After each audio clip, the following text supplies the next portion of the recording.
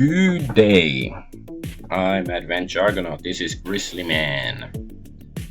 It's a horror game, sort of visual novel game I played yesterday. Had some bugs and stuff in the beginning, but at least it got better after that.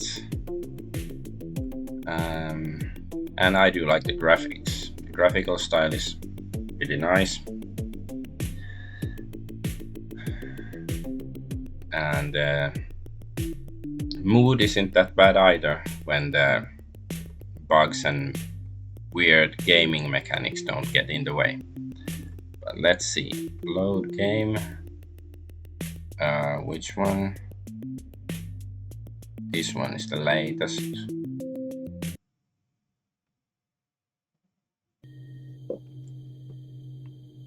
Oh yeah, now we are. This is chapter whatever. We are this artist guy Johan. The art world has gone crazy. Critics talk about action painting. Jackson Pollock throws the canvas on the ground and paints whatever comes to him. Accident, gravity, the gesture. Don't they realize the guy never leaves his studio to paint? The first time I saw a painting by Johann Christian Dahl, I was 7. The painting was called Stormy Sea. How could you not be fascinated by something like that? The foam against the rocks, the boat battling the waves, the two people watching from the top of the cliff. But of course, Dahl cheats in his painting. He tells a story with all the elements in the scene. There's something artificial about the composition. My favorite painting by Dahl is Norwegian mountain landscape. The curves of the mountain formations, the mist, the water. No human presence at all, except for the one who painted it. There's something about that fresh perspective that draws me in. Something outside of time, shadow outside of time. Painting in nature, in solitude, becoming one with the elements, and fading out on the other side of the brush. I like paintings with descriptive titles, Stormy Sea or Norwegian mountain landscape.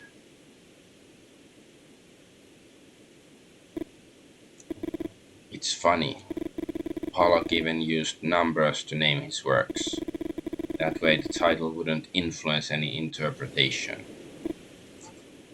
Using a number as a title for a painting. Are they so afraid of figuration? Afraid that the audience won't see what they see when they paint? Or maybe they're afraid they can't paint what they see. You feel a certain lightness, as if suddenly the way you control your actions has changed.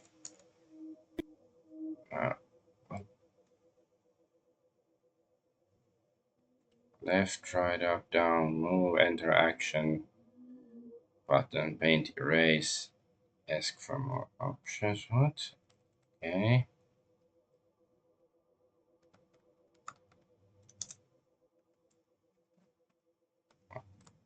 Well, why is it so fast suddenly? Okay.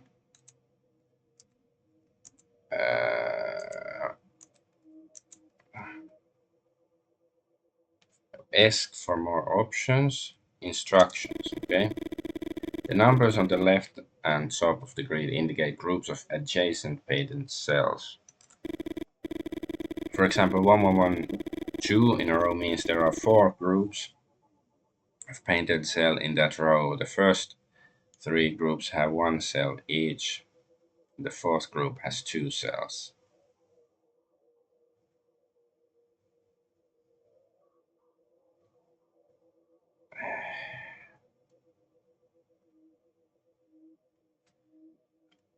Okay, the numbers above the grid show how many cells are painted according to the clue's position.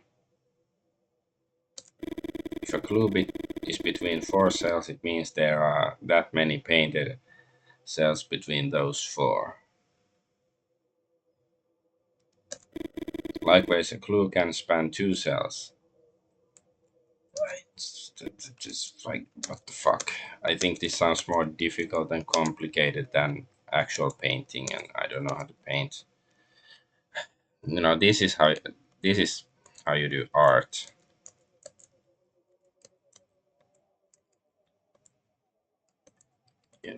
You don't need instructions. This is, of course, a space shuttle, right? Okay, here's my art.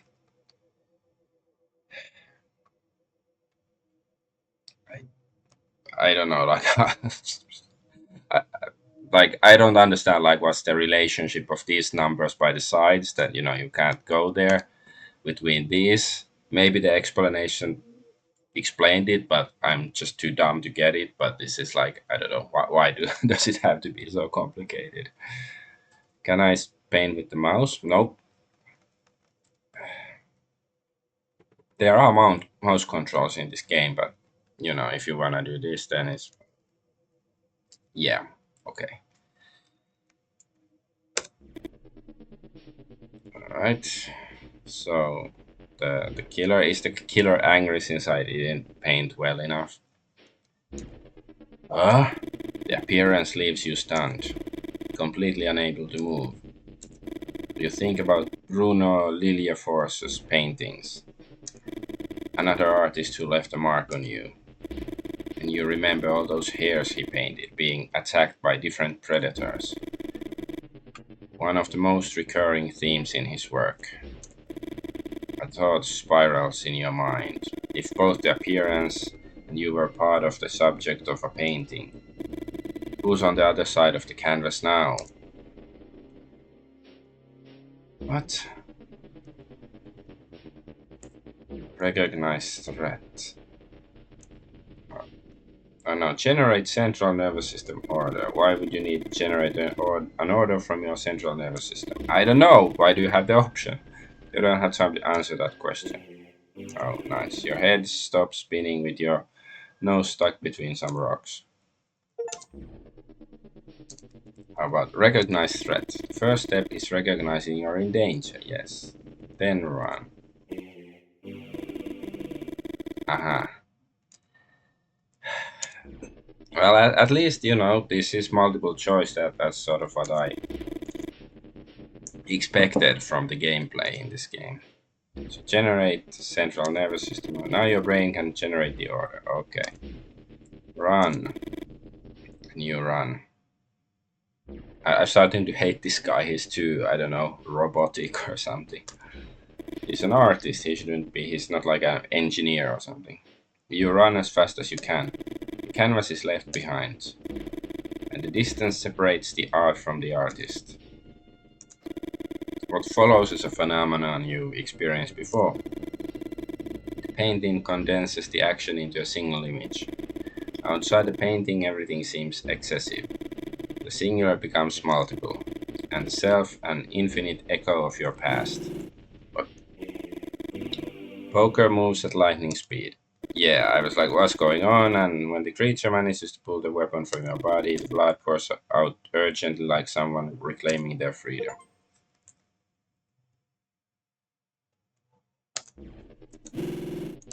Okay, so just have to press when the black thingy. That's not too complicated. Sprue. The blow came dangerously close. But close to what? What's the limit of what you think you are?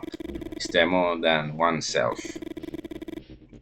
I don't know what was going on. Like, they're trying to escape from a Axeman, and he's trying to think some, hipster philosophy, pseudo intellectual crap. Some sophistry bullshit, I would say. That self you believe you identify with. I identify as that bear's nose. You think again about Lilia Force's hairs. Were they all the same hair? Hairs about to die in the claws of a bird. Victims of a fox's bite. But hey, I do think it's interesting they seem to be referring to actual artists. I assume they're actual artists, Lilia Force and Dahl. Or maybe a poker, why not? Guess run. You start running again, but this time you don't get far. Okay, the poker's blade cuts through your sternum, poking out between your interpectoral groove. Fine. At least you get achievements for dying. Okay, how about attack? Ooh, we are so tough. There's something timeless about the image of those hairs, something that updates with every confrontation. Yeah.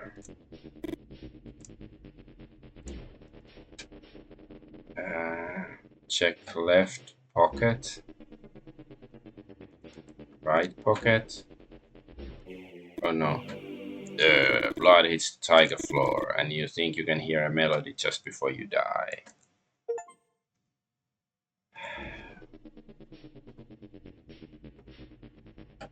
Stab with pencil. Struggle? You try to struggle with it? Ah, okay.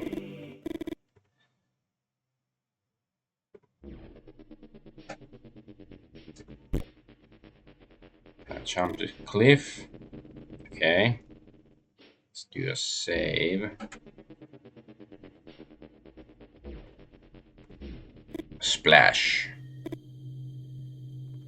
You finally think you understand what draws your attention to the hairs in Nelia Force's work.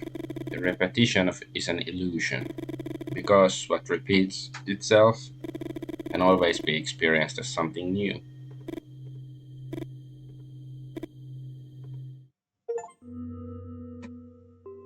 Save art. Achievement I got. Robert, chapter 6. Bob. Since you know, I try to save frequently because yesterday when I started the game, the saving function was bugged. So now I want to see that it actually works. But anyways, Hannah says, "None of you heard anything? What do you expect? After smoking that stuff you gave us? And the paranoia? That was because of what Ethan said about the disappearances. And what about that playing slasher solitaire? I don't know. Anyway, I slept like a log afterward. New disappearances during the salmon migration. You can't deny that's a good hook. You think so? I already have burgers for my buyers for my document. Burgers for it's like what? Okay, buyers. You think running rapids is more interesting than the disappearances? Didn't you get anything I told you yesterday? And how do you expect me to understand? Your joint completely messed us up. I'm going to do something in first person that's never been done before. Is novelty enough? Hey. You decide to interrupt them. They've been talking too much already. You remember your father sitting in the rocking chair, a glass of whiskey in his hand and an open book on his lap. Few writers manage to define secondary characters with just a few lines of dialogue. It's nobody's fault Johan disappeared. What matters now is figuring out where he went. You still can't understand it. How did the painter manage to get up and leave the camp without waking you? I guess because we are the killer. That's still my guess. The tracks are still fresh. It shouldn't be too hard to find him. When you reach the cliff, you start to worry. You notice a second set of tracks and some variations in the depths of the disturbed earth. You scratch your head. If it weren't for the second set of tracks being human, you'd swear Johan was running from a predator. But predator is not a human, he's an alien. What the hell? What? Did you find something? You look at Mark on the tree trunk and try to piece the scene together. Oh, for fuck's sake. What is it, Ethan? What's going on? Is he getting possessed by the big giant head? Damn it! Why isn't anyone answering me? Will you chill out already? I just stepped in shit, that's all. Maybe it's blood. You hear the roar of the sky and find yourself thinking about Jamie again. Jamie Lannister. He had such a good arm, or a hand, but not anymore. Is your dad up there following everything that's happening like he did when he read his books in the rocking chair? You always wondered why he read so much when all he did was complain about everything. We'd better head back to camp. It's nearly impossible to follow the trail now. And the rain's only going to make it worse. Well, what about Johan? Something happened to him, didn't it? Let's go back to camp. Come on. Leo shrugs. Ethan doesn't waste any time before starting to walk. The sky looks like it's about to crash down on them as they jog back, trying not to trip on the way. The last thing you need is for somebody to twist an ankle. Hannah! Did Johan come back? Hannah shakes her head. I thought he'd be with you. No, Robert called off the search. So now what? Now what, Robert? What's the plan, huh? You try to calm yourself down, but the weather isn't helping. You think back to the pathetic fallacy, but the clouds can't bear their burden any longer, and finally burst. You think I enjoy organizing these hikes? You think I like spending time with strangers out in the middle of nowhere? So randomly. Going crazy. Do you want to know why I do it? For the money. I need money. You've probably never thought of the concept, but some people need money. Do you? Because my father, who wasn't really my father, died and left me with debt so big that if I don't pay them, I'll regret it for the rest of my life. So yeah, money. What a surprise. Lol.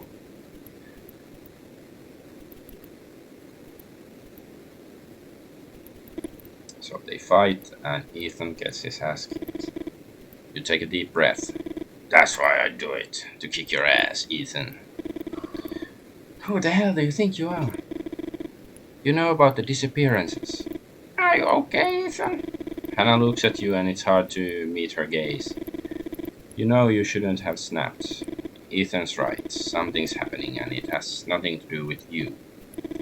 Where does that constant need to feel like the protagonist come from? Because he is the protagonist in this chapter. Where are you going? Do I really need to spell it out? I have to take a shit. Ethan and Leo walk off a little, their voices too low for you to hear. Why did you react like that with Ethan? You know you're mad at your father, and that you'd give anything to hug him again. Go find him. I told him to wait for the storm to pass, but he went anyway.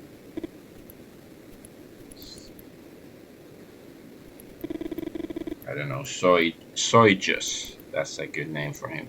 The scream chills you to the bone. What, Ethan died already? What the hell was that? Ethan! Ah, okay, I guess Robert is not the Grizzly Man, unless there's like two of them.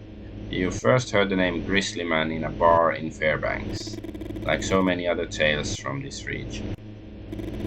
It was thought to be the invention of some bored drunks with too much time on their hands.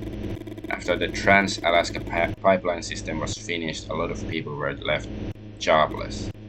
Sure, disappearances happened, but there were plenty of explanations. Tourists who underestimated the dangers of Alaska's terrain, animal attacks, but nothing like this. The Grizzly Man felt like something ripped straight out of one of your father's books. Books he claimed were full of mistakes, cliches, shallow character development. Are they self-conscious? They're like, yeah, the writing kind of sucks, but at least we got nice graphics. But that he still couldn't put down. Everyone's Salmon. Let me go, you son of a bitch! But I guess we have to keep him back. Riveting action.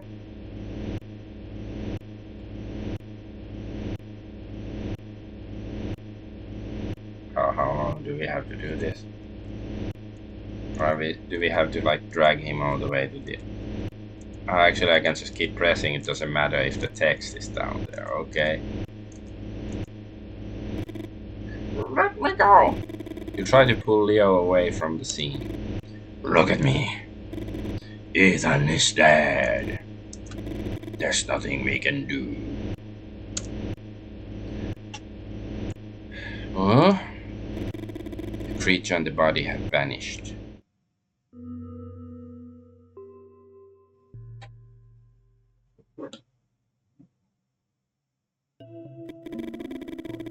Oh, back to whistleblower. Don't blow my whistle, man.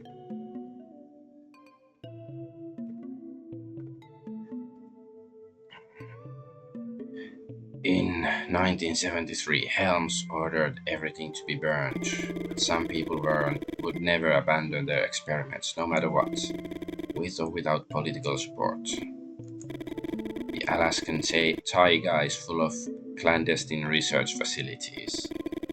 Yeah, like you can't, I don't know, throw a stone without hitting some secret lab, either by the government or by some, huge corporation. That's how Alaska is. Trust me, I've never been there, so I know. The timeline there is murky. The units Morales applied to the Bureau handled the dirty work, clearing out buildings, making arrests, ensuring the locals didn't know too much. But some of those units never came back. Some say one of the original MK Ultra scientists is still active in Alaska, experimenting with a chemical variant of LSD we have no official record of. Do you know why LSD is so important to governments?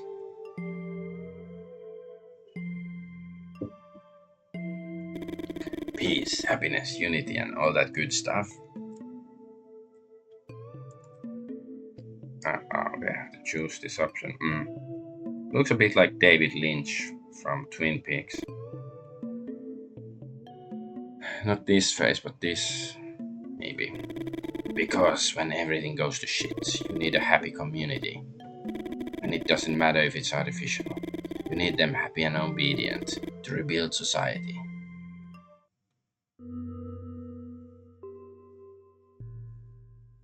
Not sure that's the reason. Anna, chapter 7. I didn't press enter to continue. I pressed mouse button. I'm a rebel. You ran.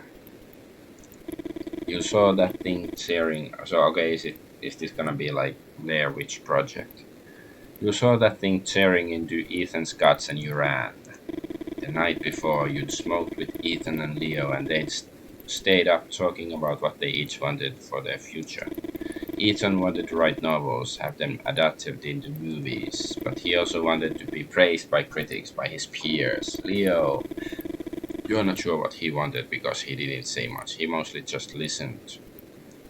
I guess he just wants to smoke weed or something. Though you suspect anything would do for him as long as he could be close to Ethan, so he's just gay for Ethan. And you? What do you want? You still want to be a well-known documentarian traveling from festival to festival like you once said? You traveled to shoot a first-person documentary on running some of Alaska's rapids. You'd find a river where the risk of running into a grizzly bear was minimal. Then you'd edit footage to sell that risk. Documentary realism was the perfect disguise, fiction that hides its true nature to sell itself as something else. But now fiction is chasing you, and instead of facing it, you pointed the camera to the other direction. What the? So this is one of those secret facilities, I guess. You try to steady your breath and step into the foyer of a strange building in the taiga. Examine lever. It looks like one of those levers that controls the power supply. Use lever. It's gonna be tough to move. So we can't. Are we gonna break our arm or something? The lever is halfway there.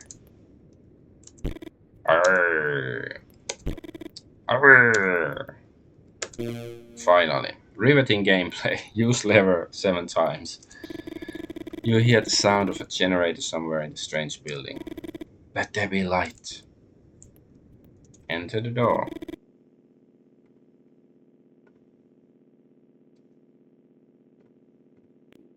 And there was light. Huh? You don't know where the idea comes from, but it's so simple it surprises you. Like someone came from the future to tell you something and the urgency of the present had kept hidden. You set the helmet down on a dusty table, pointing at the door. You've always wanted to tell stories in your own unique way, your point of view, to let others step into your world and share the experience. But this idea feels different. Kind of cinema where the lens never moves. A fixed camera that sees everything. It could be lying on the floor or resting on a table. You nod and smile. You're sure you're onto something new. Maybe even a whole new genre. Someday someone will find that camera. They'll watch everything like a god looking down from above. Oh, not lifting a finger to save you or anyone. So we're gonna sacrifice ourselves for documentary science or art or whatever.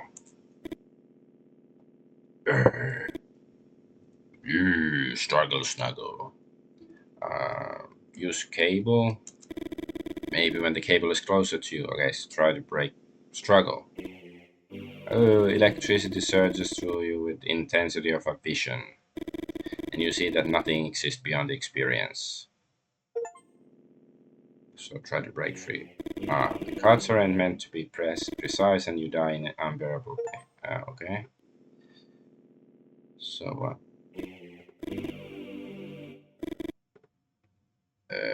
What? Okay, use cable. Or do I have to press it at the right time or something?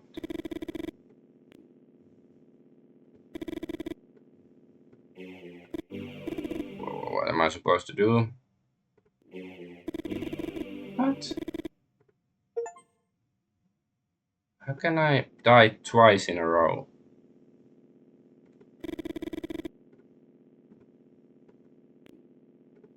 Because I tried that option, I die.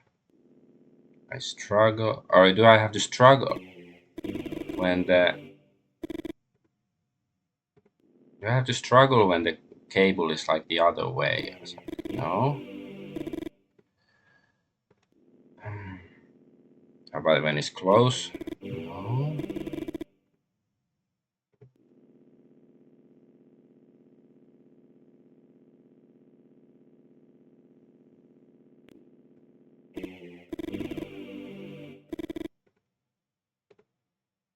Uh,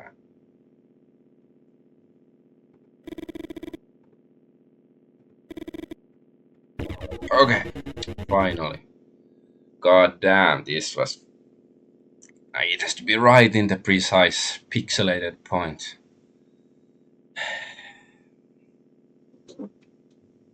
You know, the story and the atmosphere is, cheesy but enjoyable. But the gameplay, these mini games, come on, man. It's not like it's difficult, but it's just like, come on, man. Bzz, Pikachu. I guess he's not dead. I wonder if this is dad then, like Robert's dad or something. Grizzly Man. Save films, pretty please, achievement. Robert, chapter 8.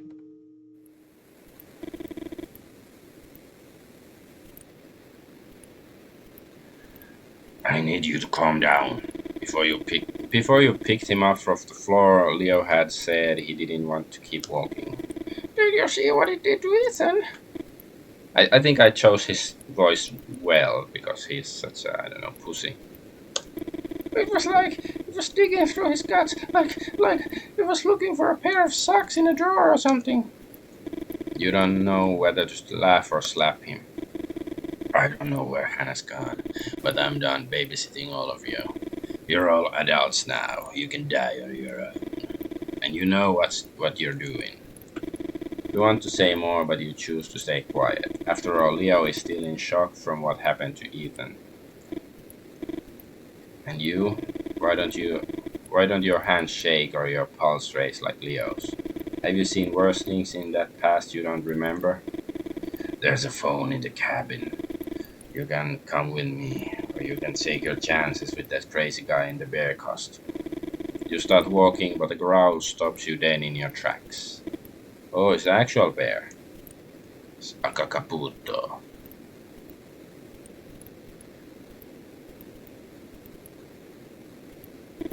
You recognize it instantly. It's the same old male bear from yesterday who lost his spot in the river to a younger one. Ah, yeah, they were fighting. Listen to me for a second. You speak in whispers with slow gestures. You know that the grizzly can read any sudden movement as a threat. There's something in the animal's gaze that moves you. You're not sure what it is. A certain sadness, like the giant bear knows something that goes beyond its own existence. The thought fascinates you, and like everything else that happens to you, you blame your father for it. Fuck you, Dad! Even though you don't remember anything about your past, you can clearly recall every argument about his books.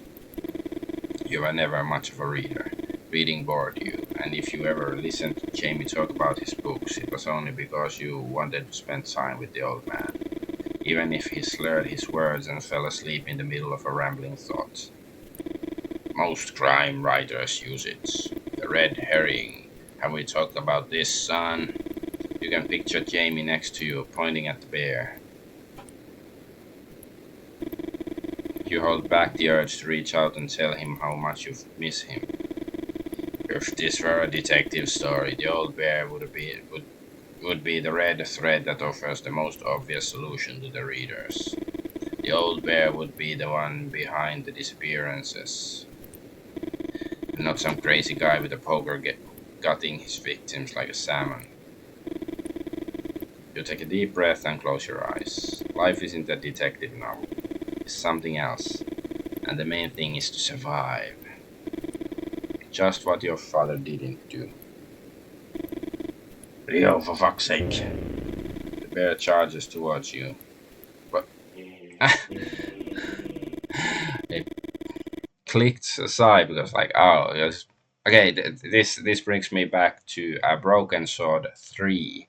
It was a decent game, but it had this, it's a adventure game, not really point and click. I think the control scheme was different, but it's like it has these stupid action scenes that are not fun. But like I remember once I was like, skulking in some creepy apartment and stuff, and the atmosphere is tense. But then you get out, and then you see like, oh, it's a cutscene. Now I can relax. But actually, it was the opposite because then there was like I don't think a car trying to drive over you, and you just have to press the space bar in time. But I was like, leaned back on my chair to relax. Like, okay, let's watch the cutscene after feeling I've achieved something, and because I went further in the game, and nope, then actually I died because I was like, oh, okay, I was supposed to press a button. So let's get back to this. Your guts fly out of your body with the same instinctive force as salmon swimming upstream in Alaska. You move too soon, the old bear adjusts his chart. Fuck you.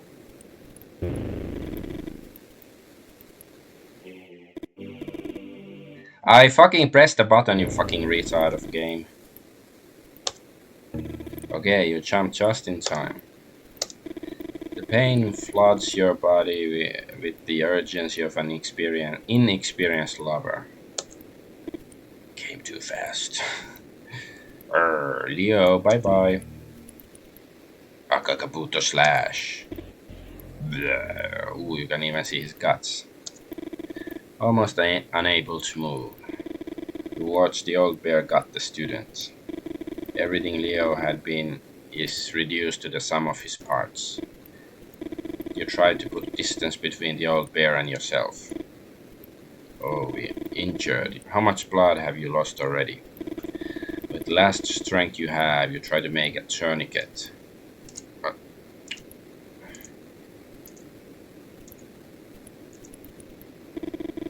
tourniquet stops the bleeding.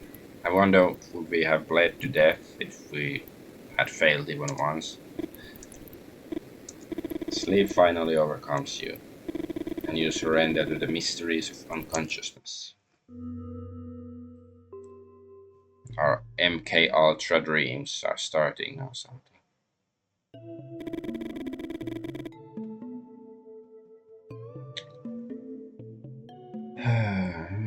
Listen up, because you're not gonna believe this. The US Army hands over soldiers reported as MIA to Dr. Morales. Morales implants microcontrollers in them and transforms them. Into what? Can you guess? Into killer bears. Into Men in Black. Okay. So Robert is a former Man in Black. Get it? From MIA to MIB. Okay, that's sort of witty at least. And then there's a third kind. MICs, which is probably why we're here, right? Men in... What? I hear my son waking up. I should go check on him. I'll be right back. MICs are missing in control.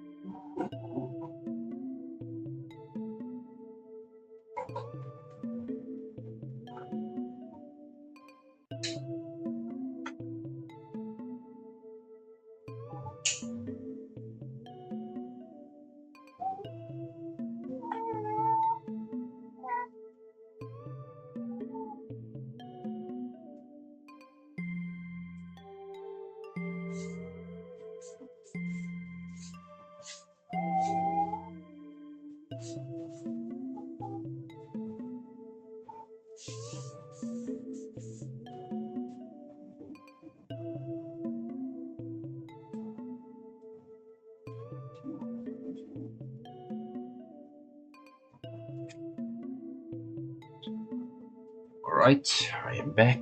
I'm back. Feeding bread to my son, so MICs are the missing in control. The MIBs whose microcontrollers from Dr. Morales stopped working. I can't help but laugh at how obsessed the government is with acronyms. MIA, MIB, MIC. Mickey Mouse is MIC, right? But are they gonna come up with next? Anyway, a lot of people are hunting down MICs. The MICs know too much. You don't say a word.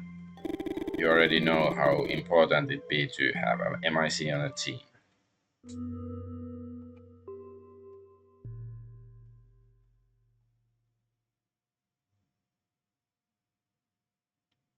Robert, Chapter 9.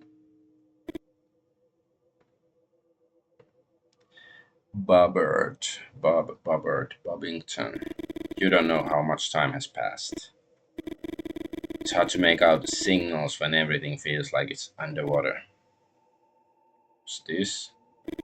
You don't know much about myths, but you know through what your father used to tell you. But you're sure Narcissus must have felt something like this when he saw his own reflection on the surface of the lake.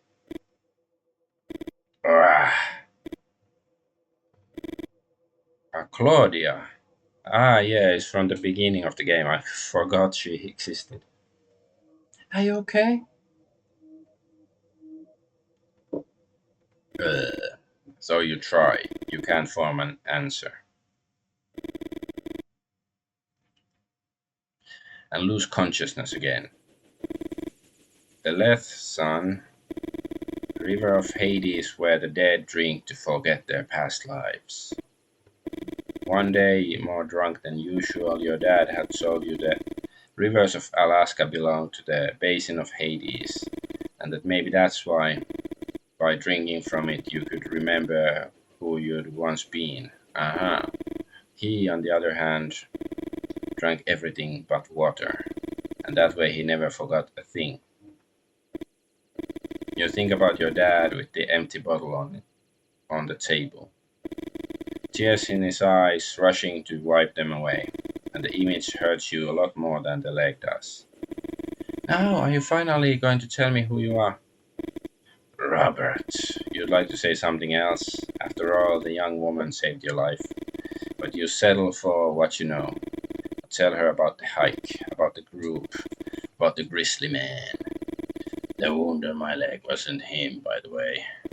It was a real grizzly. Though that hadn't been your intention. The comment made the young woman chuckle. I'm Claudia. Nice to meet you. Claudia speaks English with the formality of someone from abroad. She tells you about her study trip, and you are surprised to learn she came to Alaska from Argentina, a country you only know by name. He killed two of my friends, and though he tried, he couldn't kill me. Loser, failure. There's something in Claudia's gaze that's hard to define, a magnetism that words can't explain. Claudia survived like you did, but for some reason it seems like her experience was different. In Abigail's cabin, there's a phone line and a truck. Who's Abigail? A friend. Can you walk okay? You nod and you start walking. Claudia's strength is contagious. You walk for hours without saying a word. And though you know life isn't like your dad's books, you feel the cabin brings you closer to something that might resemble an ending. Uh-huh. Where were we supposed to appear? This one? Dun dun dun. Ninja Man.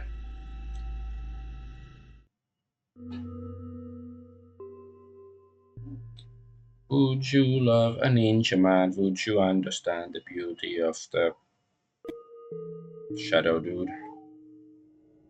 I just saved. Yeah, got it. Fuck 'em. It'll take them a while to get here. You look out of the window. The sky looks like a brain, all its synapses firing off erratically. Robert, I'm not staying here waiting for them to show up. The light comes through the window and casts a web of shadows across Claudia's face. You need to go to the hospital. The truck outside. What are we really? Are we what the light shows us? Or the negative space of what we don't know? How long has it been since anyone started it? At least 2 or 3 weeks. I'll start it up so it warms up. The keys? It's really starting to feel like Friday the 13th or something. Especially the game. That's actually pretty fun, like a multiplayer game that, one player is Jason, the killer, and the other players are, uh, people trying to survive. And it's quite fun, but it requires several friends to actually play it together. Anyways, the feeling of guilt eats away at you. You knew Abigail had it secured, and to cover your father's debts, you'd once thought about making disappear a magnetic case in the back wheel of the driver's side. Wait here, I'll be right back. Or will she?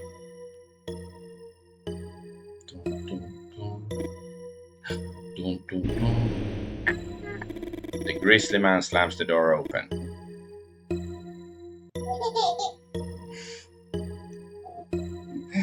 My son thought my scream was funny.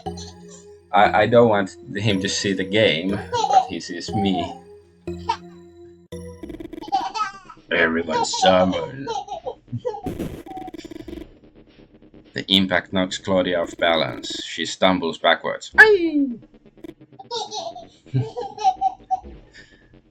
Oh, He-Man Man.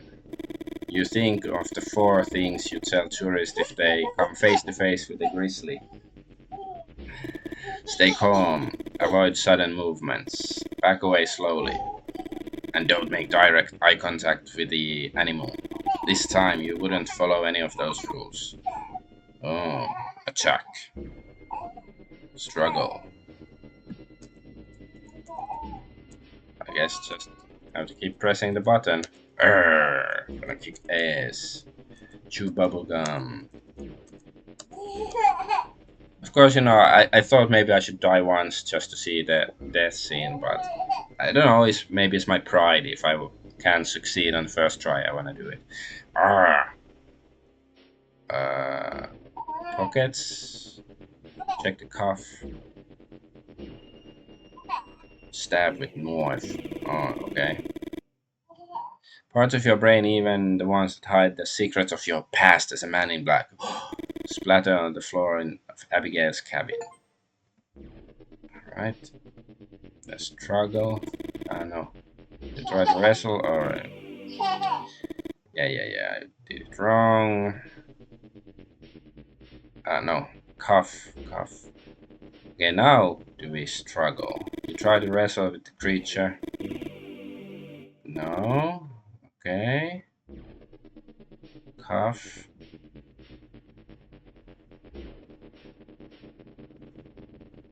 So I had to wait for him to lift his arm. So then you stab. Okay. Of course, he's not dead yet. Oh, kicked us in the face. You try to stay away, but the darkness creeps in with the force of a natural disaster.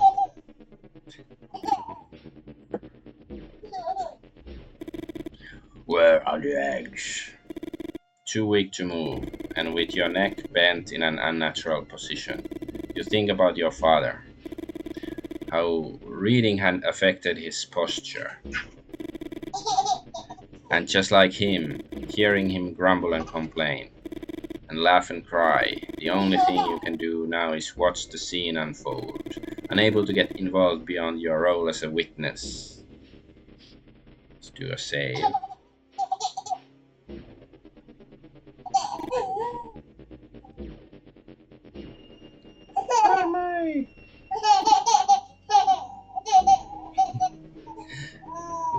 I don't know if you can hear my son's laughter, like, because he is away, but he's laughing a lot. I don't know why, but it's better he's laughing than crying. Claudia presses the sole of her shoe against the knife, and the wound opens like gates of a dam. God dang! Blah. Blah. Hey. Slowly. I think I have a fractured jaw. We survived, Robert. We survived. So wait, did Johan, the artist, die? Did he drown in the sea or not? Like, he seemed sort of immobile when he lied there, but I'm not sure. And the son of a bitch is dead. Claudia tells the officers everything that happened. One of the officers gives you some orders and helps you both out of the truck. Claudia would go with them to the station. They'd take you to the hospital to check your wounds. You try to complain, but the pain is unbearable. Hehe, unbearable. This is a game about, killer bears and a guy who dresses like a bear. Even my son thinks it's funny. And you can't be understood too well. Son of a bitch had broken your jaw with a knee. And what hurts the most is not being able to thank Claudia for putting an end to the Grizzly Man. Well, we kind of helped. We, stabbed in the knife. Dun dun dun, or he's not dead yet. Yeah. The end? Oh my god. Of course it has to have an or ending like this.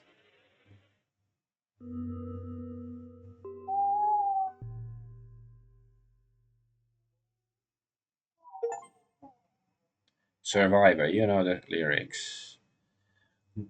Rising up from the root, you trade your guts for glory or something.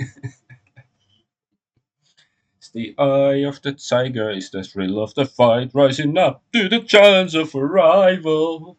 It's the last known survivor, stalks his prey in the night. The dude with the will to survive. Oh, my son looks so shocked. I guess this was it. Okay, once I got past the bugs, what was that? I didn't press any button. Where did the picture disappear to? What's going on? But yeah, it wasn't that bad when the game worked, and also, but like once you got hang of some of the mini games are not fun, but like the aesthetics and the atmosphere is decent. Like cheesy slasher movie kind of stuff.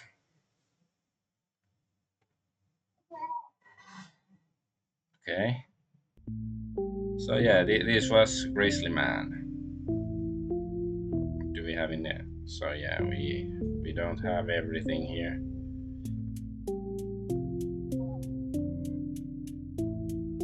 But yeah, the art was pretty good.